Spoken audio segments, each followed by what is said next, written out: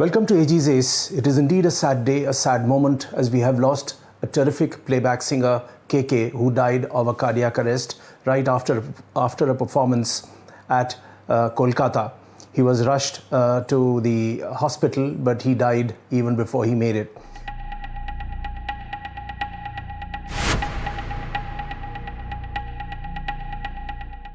Now, there are quite a few questions around the way this concert was organized. The Kolkata police, they have registered an FIR of unnatural death. Apparently, according to reports coming in, as the concert started rolling from 5 p.m. onwards, first of all, there were a couple of things which were horribly wrong. The concert hall had the capacity of around 2,500 people, but apparently it was packed to the rafters with more than 7,000 people present inside the packed auditorium. The air conditioning was barely working. After a point in time, KK complained to the organizers that he wanted the spotlight above him to be killed because he felt intense heat. He wasn't really feeling too well, but he continued with the concert. Was there pressure from the organizers on him to continue with the concert despite the fact that he complained of being unwell? There is a video footage of him dabbing his face with a towel and standing by the side speaking with the organizers, and then he was rushed out around 8:30 p.m. and you can clearly see that the man is in extreme discomfort. These are points to be remembered, and these live concerts are not easy on singers, because I'll take you back in time. Mukesh, the great singer, he had a heart problem and he was advised by his doctors to cut down on live concerts. Even then, because of his fondness for music, he went with Lata Mangeshkar overseas for a series of live concerts and never made it back. He died of a cardiac arrest, apparently in the United States. Kishore Kumar, another very big name, had a heart problem and he also died in his mid-50s. He was also advised by his doctors to cut down on his singing, but he went on singing, and he used to say that मैं दिल से गाता हूँ, इसीलिए मेरे दिल का ये हाल हुआ है. So it may sound dramatic, but the point is that singers in their mid-50s need to be very, very careful about what they do, the kind of gigs they choose, the conditions under which they are asked to perform. And Rafi Saab himself also died when he was in his mid-50s, also of a cardiac arrest. He had been advised to take it easy, but went on rehearsing through the day despite feeling uneasy, and by the end of the evening, we had lost him forever.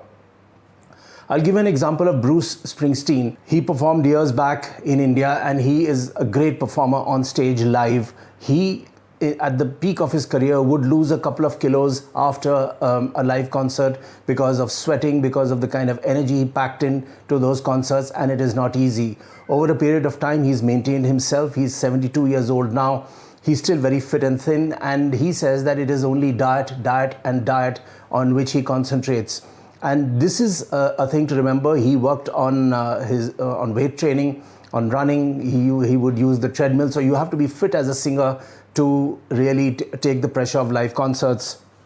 I have with me a couple of names also of singers who died in 2020. There's of course a long list, but I'll just pick one or two to give you a sense that this has taken a toll on many people. On 18th January 2020, singer-songwriter David Olney died at Santa Rosa Beach, Florida, while at a festival. He was performing alongside Amy Rigby. He became motionless, and fellow performer Scott Miller said David was playing a song when he paused, said, "I'm sorry," and put his chin on his chest. He just passed away there. On 18 July 2021, a Slovak comedian and author, Milan Lasica, he died in Bratislava during his singing performance. And they tried very hard to resuscitate him, but he died of heart failure. Similarly, this year, on May 28th, noted Malayalam singer Bashir, who was well known for his stage shows, also collapsed on stage during a program and passed away. So this raises a larger issue. This raises larger questions about how concerts are organized in these oddies. Who are the organizers? What is the kind of clearance that they take from the police? And now that a case of unnatural death has been registered in the case of KK, who was not even 54 when he passed away, it raises very serious issues about the conditions under which the performers perform in this country, and in the kind of heat, the humidity, the sultriness, lack of air conditioning, and inside a packed Audi, it can take a massive toll on anybody, and particularly a singer who's reeling out about over a space of 3 hours, about 20-25 numbers.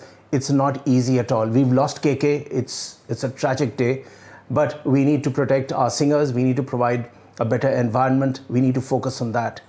Thanks for watching AG's Ace.